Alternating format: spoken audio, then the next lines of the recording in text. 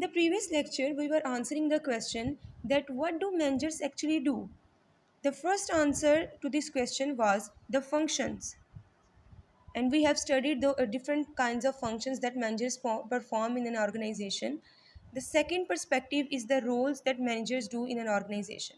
So, our today's topic is about the roles of management. Just as Henry Foyle gave some functions, Henry Mintzberg was a management researcher and he has studied actually managers in the work. वो किसी organization में जाता था और वहाँ पर managers को actually study करता था. और after his first comprehensive study, he concluded that managers do their best in performing the different kinds of roles. So, जब हम management के roles को define करें तो सबसे पहले हमें पता होना चाहिए कि what is a role. कोई भी ह्यूमन जो रोल प्ले करता है वो रोल होता क्या है बेसिकली रोल हम कहते हैं किसी भी स्पेसिफाइड काइंड्स ऑफ एक्शंस और बिहेवियर्स को जो कि हमसे एक्सपेक्ट किए जाते हैं जैसे कि if you are a student आपसे ये एक्सपेक्ट किया जाता है कि you should behave like a student आपका बिहेवियर आपका एक्शन आप जो भी थिंकिंग रखते हो वो आपके स्टूडेंट के तौर पर होनी चाहिए आप घर में होते हो तो you act as a sister as a daughter as a friend आप हर तरह का रोल डिफरेंटली अपनी सोसाइटी में प्ले कर रहे होते हो और हर रोल में आप जो है वो डिफरेंटली बिहेव करते हो जब आप घर पे होते हो तो मदर के साथ आपका behaviour as a daughter different होता है फादर के साथ एज अ डॉटर आपका बिहेवियर डिफरेंट है जब आप अपने किसी सिबलिंग से बात कर रहे हो तो वहाँ पर आपका रोल डिफरेंट है जब आप अपने फ्रेंड से बात करोगे तब आपका रोल डिफरेंट है यानी कि रोल बेसिकली किसी भी ह्यूमंस के जो एक स्पेसिफिक पोजीशन होती है उसके अकॉर्डिंग जो उससे एक्शंस और बिहेवियर्स एक्सपेक्ट किए जाते हैं उसको हम रोल कहते हैं तो मैनेजर से क्या एक्सपेक्ट किया जाता है और मैनेजर्स किस तरह का रोल प्ले करते हैं किसी भी ऑर्गेनाइजेशन में यहाँ पर हम उसको जो है वो डिस्क्राइब करेंगे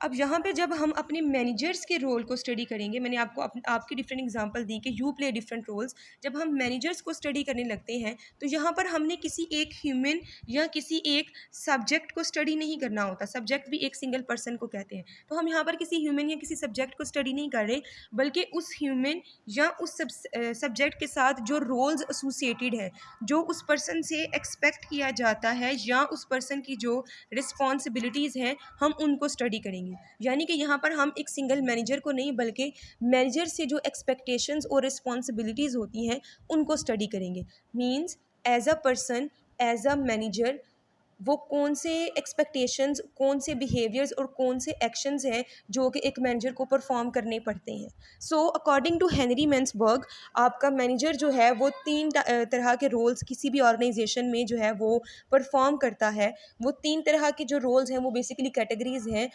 हम टोटल जो रोल प्ले करते हैं एज अ मैनेजर वो 10 टाइप्स के होते हैं अभी हम उनकी क्लासिफिकेशन देख लेते हैं As you can see in the diagram, there are three basic kinds of roles that are interpersonal roles, informational roles and decision roles.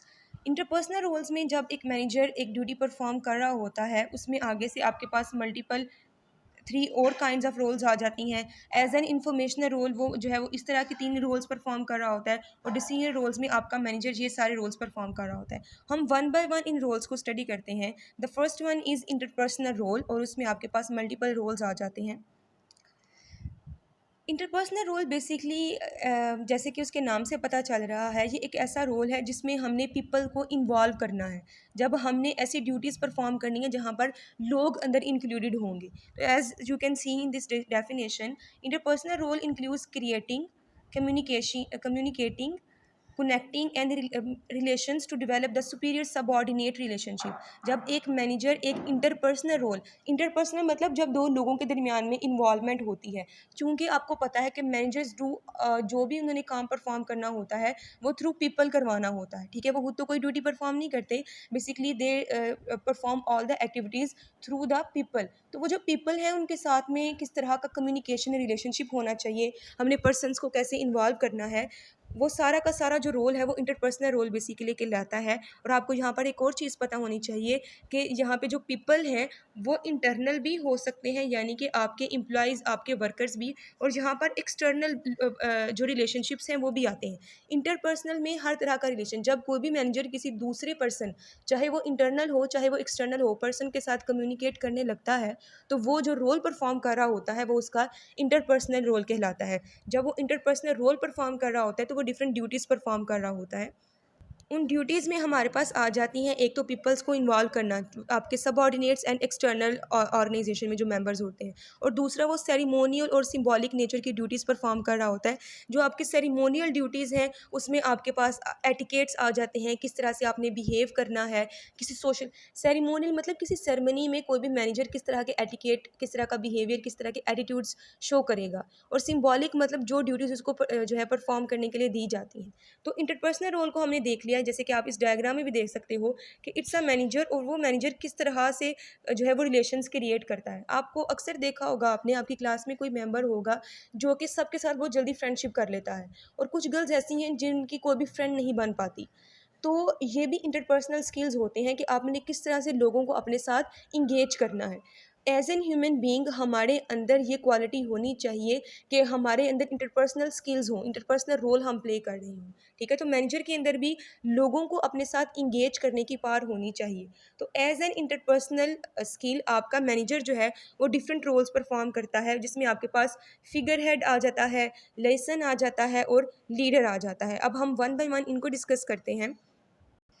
Interpersonal role में सबसे पहले हमारे पास रोल होता है फिगर हेड का। फिगर हेड कहते हैं the manager perform ceremonial and symbolic duties as head of the organisation. Figure head, figure head जैसे कि पीछे आपने एक डायग्राम देखी थी कि एक ह्यूमन है जो कि बाकी सारे आउटसाइड द ऑर्गेनाइजेशन भी और इनसाइड द ऑर्गेनाइजेशन भी लोगों के साथ क्या कर रहा है, कम्युनिकेट एज अ हेड। जब आप किसी ऑर्गेनाइजेशन के हेड के तौर पर इंटरनली और एक्सटर्नली कम्युनिकेट कर रहे होते हो तो आप फिगर हेड के तौर पर रिप्रेजेंट किए जाते हो। जैसे कि फॉर एग्जांपल आपकी क्लास में से मैं किसी एक स्टूडेंट को आपकी क्लास का रिप्रेजेंटेटिव बनाकर किसी सेरेमनी में भेज देती हूँ, तो वो आपकी पूरी की पूरी क्लास को रिप्रेजेंट कर रहा होगा। ठीक है, उसी तरह से ऑर्गेनाइजेशंस में भी ऐसा ही होता है कि जब वो किसी एक सिंगल पर्सन को किसी सेरेमनी में, जिसमें आउटसाइड द ऑर्गेनाइजेशन भी लोग होंगे और इनसाइड द ऑर्गेनाइजेशन भी लोग होंगे, वो एक पर्सन को रिप्रेजेंट करने के लिए भेज देंगे, वो as a head of the organisation वहाँ पर की ड्यूटीज़ परफॉर्म करेगा, तो उसको हम फिगर हेड रोल कहेंगे। ठीक है, उसके बाद आपके पास आ जाता है लीडर। लीडर एक ऐसा पर्सन है जो कि अपने सबऑर्डिनेट्स के लिए एक ऐसा जो है वो एटमॉस्फेयर क्रिएट करता है जहाँ पर लोग मिलकर काम करते हैं। लीडर है ना, जैसे कि फॉर एग्जांपल आपकी क्लास में मैं डिफरेंट लोगों को जो है वो प्रोजेक्ट्स दे देती हूँ कि आपने ये प्रोजेक्ट करने हैं, और आपकी क्लास के 3 ग्रुप्स बना देती हूँ। उन 3 ग्रुप्स का एक-एक लीडर होगा जो कि सबको बताएगा कि किस-किस पर्सन ने कौन-कौन सी ड्यूटी परफॉर्म करनी है। तो एज अ लीडर एक ह्यूमन बीइंग ऐसा रोल परफॉर्म कर रहा होता है जो कि अपने सब सबऑर्डिनेट को जो है वो कंट्रोल कर रहा होता है। ठीक है, कंट्रोल करना is not a perfect word for this, उनको मोटिवेट करना, उनको डेवलप करना ज़्यादा बेटर रहेगा। ठीक है, लोगों को सबऑर्डिनेट्स को लेकर चलना इज़ कॉल्ड लीडिंग, जो कि एक इंटरपर्सनल रोल है। नेक्स्ट आ जाता है हमारे पास लेसन। लेसन एक ऐसा रोल है जिसमें develops and maintain a network of external contracts to gather information. जैसे कि मैंने आपके सामने ये नीचे एक स्कल्पचर सा बनाया है जिसमें एक इंडिविजुअल बाकी सब लोगों के साथ कम्युनिकेट कर रहा है। फिगर हेड में आप एक हेड के तौर पर जाते हो बाहर, और लेसन के तौर पर आप एक ऑर्गेनाइजेशन के मेंबर हो। ये फॉर एग्जांपल ये जो मैंने सर्कल बनाया है ये ऑर्गेनाइजेशन है। आप एक ऑर्गेनाइजेशन को रिप्रेजेंट कर रहे हो और बाकी जितने भी मेंबर्स हैं ये आउटसाइड द ऑर्गेनाइजेशन है। तो आप इन सब के साथ कम्युनिकेट करते हो जो कि आउटसाइड द ऑर्गेनाइजेशन है, और उनसे इंफॉर्मेशन लेकर अपनी कंपनी में आते हो। ठीक है, मीन्स ये तीनों रोल्स इंटरपर्सनल आते हैं। जब आप ह्यूमंस के साथ रिलेशंस क्रिएट कर रहे होते हो तो वो सारे आपके इंटरपर्सनल रोल्स आ जाते हैं। नेक्स्ट है हमारे पास इंफॉर्मेशनल रोल। इंफॉर्मेशनल रोल हमारी सेकंड कैटेगरी है कि मैनेजर से जो एक्सपेक्ट किया जाता है वो दूसरा ये होता है कि एक manager should involve in collecting, receiving, disseminating information throughout the organisation. वो ऑर्गेनाइजेशन के लिए इंफॉर्मेशन को कलेक्ट भी करता है, उसको रिसीव भी करता है, और उसको डेजिमिनेट करना मतलब पूरी ऑर्गेनाइजेशन में डिस्ट्रीब्यूट भी करता है। ठीक है, जैसे कि यहाँ पे डेफिनेशन में मैंशनड है, in this role manager is responsible for various collection information, आप अपनी इन्फॉर्मेशन को कलेक्ट करते हो और उसके बाद अपनी ऑर्गेनाइजेशन में उसको डेजिमिनेट यानी कि थ्रू आउट द ऑर्गेनाइजेशन उसको डिस्ट्रीब्यूट कर देते हो। इस रोल में आगे मल्टीपल रोल्स आ जाते हैं, मॉनिटर, डेजिमिनेटर एंड स्पोक्स पर्सन का रोल। अब हम इनको वन बाय वन डिस्कस करते हैं।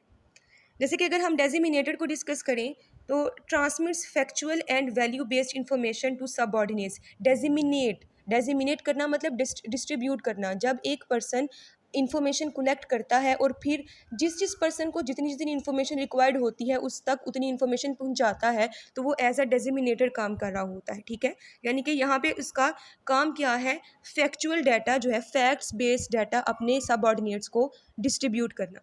सेकेंड रोल आपके पास आ जाता है स्पोक्स पर्सन का। इसमें क्या होता है, communicates to the outside world on performance and policies. अब यहाँ पर आप दूसरी ऑर्गेनाइजेशन में जाते हो, आउटसाइड द ऑर्गेनाइजेशन जाते हो और अपनी कंपनी की परफॉर्मेंस और पॉलिसीज़ को कम्युनिकेट करते हो।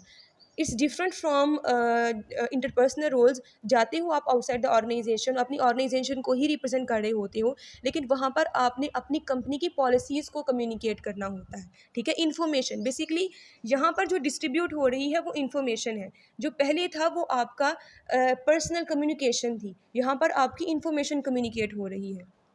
उसके बाद आ जाते हैं मॉनिटर। मॉनिटर एक ऐसा पर्सन है जो कि इन्फॉर्मेशन को इंटरनली और एक्सटर्नली गैदर करता है, जो कि हमारी ऑर्गेनाइजेशन के रेलिवेंट होती है। यानी कि मॉनिटर इन्फॉर्मेशन लेकर आएगा, स्पोक्स पर्सन भी परफॉर्मेंस और पॉलिसीज़ को बाहर जाकर कम्युनिकेट करेगा। यानी कि मॉनिटर इंटरनल डाटा लेकर आ रहा है, स्पोक्स पर्सन हमारी इन्फॉर्मेशन बाहर के वर्ल्ड तक लेकर जा रहा है, और डेजिमिनेटर एक ऐसा पर्सन है जिसके पास इन्फॉर्मेशन है और वो सब अपने सबऑर्डिनेट्स में डिस्ट्रीब्यूट कर रहा है। ठीक है, और लास्टली हमारे पास आ जाती है थर्ड कैटेगरी, जो कि है डिसीजनर रोल की। डिसीजनर रोल हमारे मैनेजर से एक्सपेक्ट किया जाता है, और हम जब मैनेजर्स को स्टडी करते हैं तो हमें यही लगता है कि वो सिर्फ यही रोल परफॉर्म कर रहे हैं। According to Mintzberg, a decisional role is one of the most important and crucial part. ये एक बहुत क्रूशियल एंड इंपॉर्टेंट पार्ट है किसी भी मैनेजरियल एक्टिविटी का, जहाँ पर आपने अपनी टोटल ऑर्गेनाइजेशन के डिसीजन मेकिंग करनी होती है। ठीक है, आप अपनी ऑर्गेनाइजेशन के लिए चॉइसेस कर रहे होते हो। ठीक है, decision taken over at different situations contribute to the overall completion of the work. जब आप अपनी ऑर्गेनाइजेशन के लिए objective, strategies, plans, goal set कर रहे होते हो, तो आप एक डिसीजन रोल परफॉर्म कर रहे हो। डिसीजन रोल में हमारे मैनेजर्स 4 तरह के रोल परफॉर्म करते हैं, जैसे कि हमने पीछे देखा था, तो हम उनको वन बाय वन डिस्कस करते हैं। सबसे पहले हमारे पास आ जाता है एंट्रप्रेन्योर।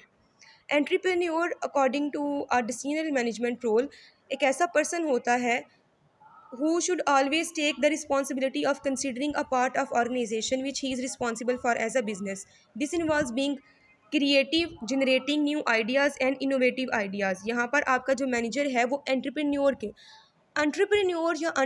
एक ऐसा पर्सन होता है जो कि आपकी ऑर्गेनाइजेशन को कंट्रोल कर रहा होता है, डिसीजंस कर रहा होता है। ये वो पर्सन है जिसकी वजह से आपकी ऑर्गेनाइजेशन एक्सेल भी कर सकती है और फेल भी हो सकती है।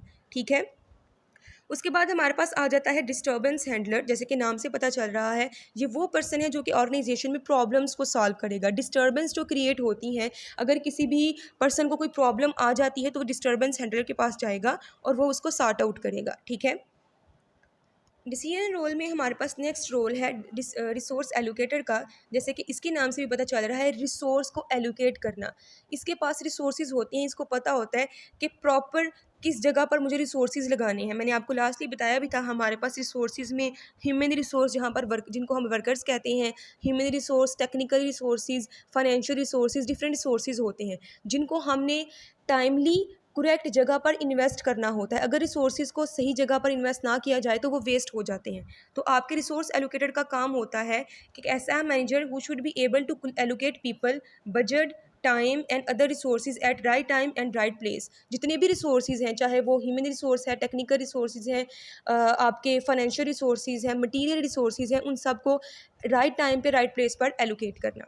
उसके बाद हमारे पास निगोशिएटर का रोल आ जाता है। निगोशिएटर के नाम से भी आपको पता चल रहा है, एक ऐसा मैंडेटरी मतलब बहुत ज़्यादा इम्पोर्टेंट स्किल है जो कि कंपलसरी है किसी भी पर्सन के लिए, किसी भी मैनेजर के लिए जो ऑर्गेनाइजेशन में काम कर रहा है, to be the main negotiator in any decision which will affect the company in short term and long term for attaining the success.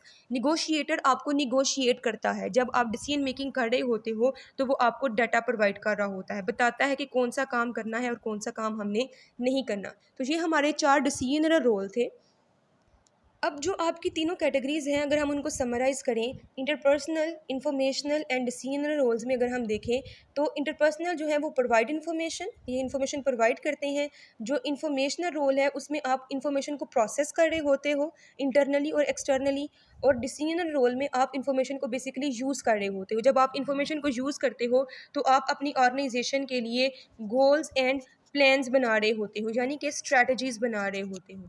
ठीक है, जो आपकी strategies throughout the organisation use होनी होती हैं। और यहाँ पर आप फीडबैक भी देख सकते हो कि ये सारे वो रोल्स हैं जहाँ पर आपको फीडबैक भी प्रोवाइड किया जाता है।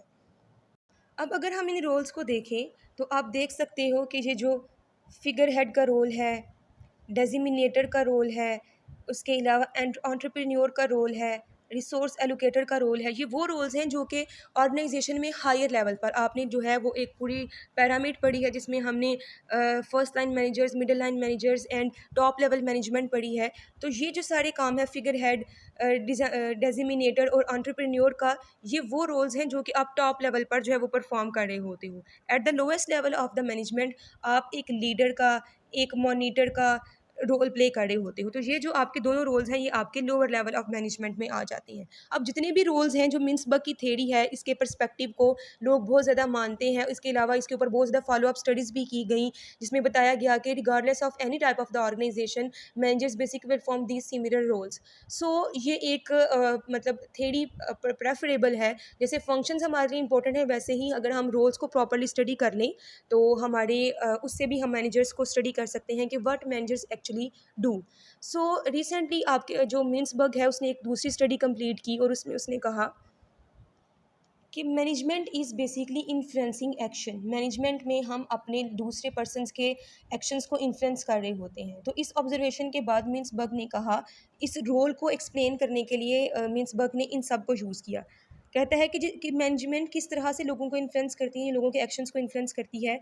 Firstly by managing actions directly, negotiating contracts, managing projects, ये डायरेक्टली आप लोगों को मैनेज कर रहे होते हो, यानी कि लोगों के एक्शंस को डायरेक्टली इन्फ्लुएंस कर रहे होते हो। Secondly by managing people who take actions, for example जो लोग एक्चुअल में काम परफॉर्म कर रहे होते हैं उनको मोटिवेट करना, उनकी टीम्स क्रिएट करना, ऑर्गेनाइजेशन का ऐसा कल्चर क्रिएट करना जहाँ पर लोग आपस में टीम वर्क के तौर पर काम कर सकें, तभी आप लोगों के एक्शंस को इन्फ्लुएंस कर रहे होते हो। And the third one is by managing information that prosper people to take action, जो लोगों को बजट्स, गोल्स और टास्क डेलीगेशन में हेल्प करती है। यानी कि ये सारे रोल्स भी आपका मैनेजर परफॉर्म करता है। ये वो तब परफॉर्म करता है जब आप लोगों के एक्शंस को इन्फ्लुएंस कर रहे होते हो। ठीक है, तो ये मिन्सबर्ग की थ्योरी थी। नेक्स्ट हम अपने मैनेजमेंट के रोल्स को डिस्कस करेंगे in the next video. That's all for today.